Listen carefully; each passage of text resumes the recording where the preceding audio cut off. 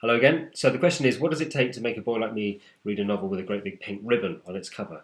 The answer is a very good review, which I happened to read in The Guardian from Catherine Taylor about this novel, Astonish Me, by Maggie Shipstead.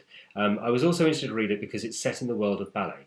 And without going into too much detail, I trained as a professional dancer many years ago, and so it's a world I know very well. And in fact, so well that I do tend to avoid books which have got anything to do with dance or dancing because when you know something very well, if there's a little mistake or something that's not quite right in the text, it just jumps off the page and sort of ruins the whole reading experience. So I tend to avoid them. I thought the same thing was going to happen with this book because there was a simile right at the beginning which just seemed wrong, wrong, wrong. But to be very fair to Shipstead, she writes brilliantly about dance and very accurately, and the book develops into something really very interesting. The way that it works is that it has sort of four main sections which go through the story chronologically, and it's a bit like applying paint to a canvas. You're going to get this sweep through the story, and then you go back to the beginning and you sweep through it again, and with each sweep, with each application of another colour, if you like, on the canvas, you begin to get a fuller picture of what's been going on with the storyline. And I quite like that as a way of telling a story because it means the author is able to sort of hold back on certain pieces of information, which means that as we go through the story, we get revelations about what's really been going on. Because of that, I have to be a bit careful about spoiling it when discussing it, so I'll avoid too much of the plot and look more at the characters. We have Joan, who is an American dancer, who is a good dancer without being a great dancer. She's always going to be in the corps rather than a soloist, but she is chosen by this Russian star, Arslan, to help him to defect from Russia to the USA.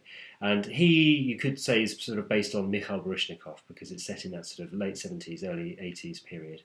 And we have detail about their relationship, and then we then sort of cut forward to her life where she gets married and has a child, and whilst she has never been able to really hit it as a dancer herself, her son shows amazing promise. And so then we have this really interesting idea about how somebody who is creative but never having quite hit the heights, looking to sort of shape the career of their own progeny and sort of express themselves creatively through their own child.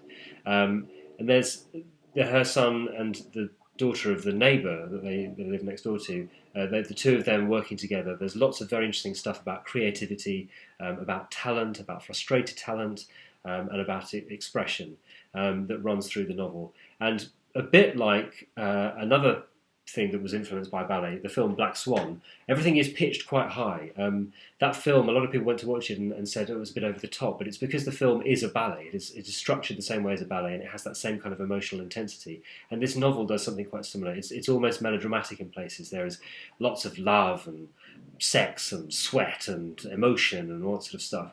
But it's handled really well, I think. And as I say, the sections which actually look at dance, there's not lots of them, but I think they're really well handled. But the whole idea, as I say, of talent and the frustrations of not being able to capitalise on your talents and about the envy of looking at other people, and this extends just to their normal everyday life, the envy of neighbours looking over their fence and wishing that they had the life of somebody else.